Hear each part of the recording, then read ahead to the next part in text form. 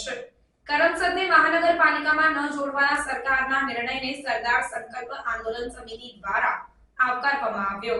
સરદાર સંકલ્પ આંદોલન સમિતિ દ્વારા જે સરદાર પટેલના ગામને મહાનગરપાલિકામાં ન જોડી દરજ્જો આપવાની લડત ચાલતી હતી, છેલ્લા 5 વર્ષથી આ લડત ચાલી રહી હતી, ત્યારે જીતુભાઈ વાઘાણી પારણા કરીને ગયા ત્યારે પણ લોકોએ વિશ્વાસ મૂક્યો, પરંતુ તે છતાં પણ કામ ન થતા આંદોલન શરૂ જ હતું અને વધુમાં મોટાર સ્ટેડિયમનું પણ આંદોલન ચાલી રહ્યું હતું, જે બાબતે સરકારે નિર્ણય લીધો કે કરમસદને મહાનગરપાલિકામાં જોડવામાં ન આવે, જે નિર્ણયને સરદાર સંકલ્પ આંદોલન સમિતિ દ્વારા આવકારવામાં આવ્યું છે।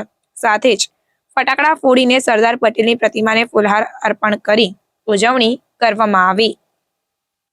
સાથે જ મોટાર સ્ટેડિયમ બાબતે પણ રજૂઆત કરાઈ।